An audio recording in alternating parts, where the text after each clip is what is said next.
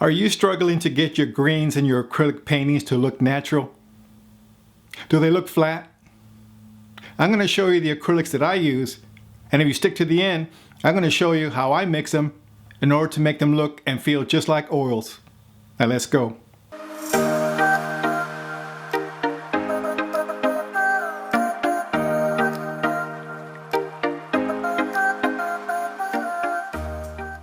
Hey art fans, it's Jose. If you're new to my channel, welcome. If you're returning, thank you. I appreciate you. Let me start by saying I originally started painting in oils many years ago. I converted to acrylics for a few reasons. Now this was way back in the day. I'm sure they have alternatives for oils these days. Unless you're that original oil painter that doesn't like change and he sticks with the traditional way. Number one, the odor that you have to deal with when you're mixing oils with solvents. Unless you're using the non-toxic solvents that they have these days and the mediums, the non-toxic mediums that they have these days. Number two, there's the cleaning after your painting sessions with the oils that you have to deal with. It could leave an odor in your studio or even your home. Number three, there's the proper disposal of the paint thinners and the rags that were used. Something you don't have to worry about with acrylics.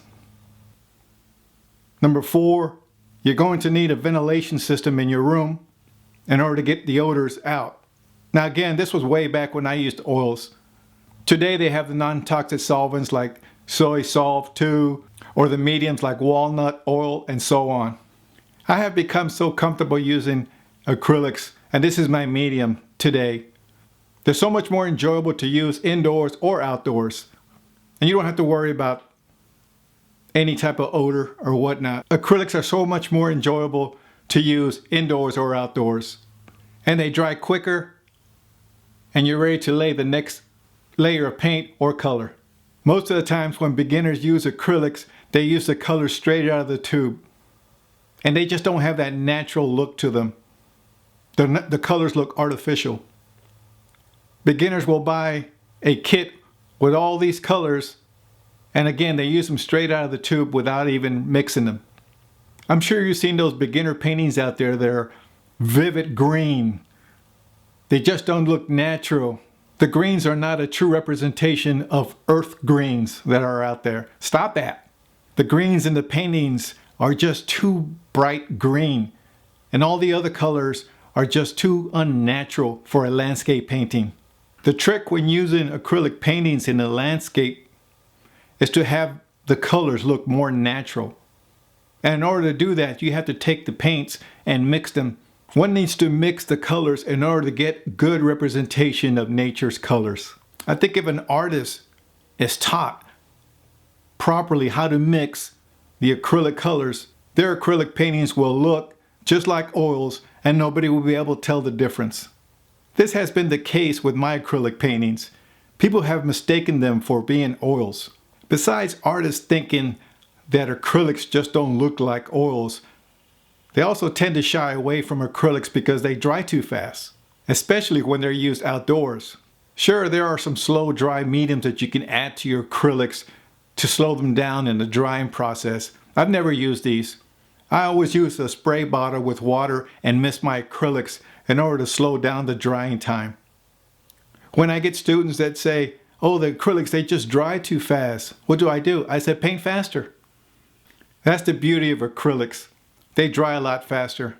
With oils, you have to wait till that first layer dries so you can apply a second layer, or sometimes you'd have to wipe it off and then start over again.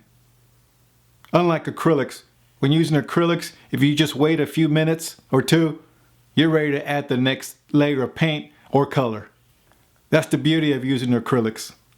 I'll put a list on the screen of the colors I use and have been using for years. So pause the video and take a screenshot for later use. The heavy body acrylics hold texture a lot better than the smooth body, or even the student basic acrylics. Acrylics do tend to smoothen out after they're dry. The heavy body acrylics are a little more expensive than your smooth acrylics or the basic acrylics, but they're the professional grade. If you're just starting out, I can understand wanting to use the student grade acrylics, but I highly recommend starting out with the professional grade. This way you're not having to relearn the paint properties when you do decide to upgrade to the professional grade. They're going to act different than the student grade, and you're having to relearn things again. I remember years ago when I started watercolors, I was using the student grade watercolors and the student grade paper, and I wasn't getting the results that I wanted. I finally started using the professional grade materials, and my paintings were starting to look so much better. If you're finding value in this video or have a question, please leave them in the comments below. And don't forget to hit that subscribe button. Thank you. Now let's get back to the video. The palette I use is a Masterson Stay Wet palette with a glass palette for mixing my paints with a painting knife. I like to use the larger offset painting knife that's rounded at the tip, and it's about 2 to 3 inches in length. I prefer that painting knife more for mixing colors than those flat ones. It gives the handle a little raise to where you're not getting your fingers in the paint. Under my glass palette, I put a neutral color paper, usually packaging material that you can get in any hardware store or shipping supply store. The Stay Wet palette keeps my acrylics moist for about a week after I mist it with water and then close the lid tightly. This way you can continue to paint the next day if you need to. My color palette is the same for all my landscape paintings. Sometimes I'll start with misting my glass palette with water. Then I'll put all my colors that I'm going to use that day or that morning. I like to have that neutral color underneath my glass palette. It gives me a truer representation of the colors that I'm mixing. This is another reason why I like to tone my canvas for landscape painting. Okay, so if you're still with me, thank you. Let's get to the part on how I mix my acrylics to make them look like oils. When I get to my painting locations, I usually like to start with Hooker's Green Deep. I'll put my color there. You can put as much as you want, but for now, for this demo purpose, I'm just using slight materials. And this is my raw umber. Some raw sienna.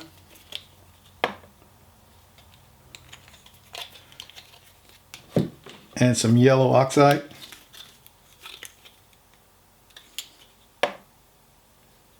Titanium white. To be able to use that to lighten up values. And this is the palette that I like to use. And basically I'll take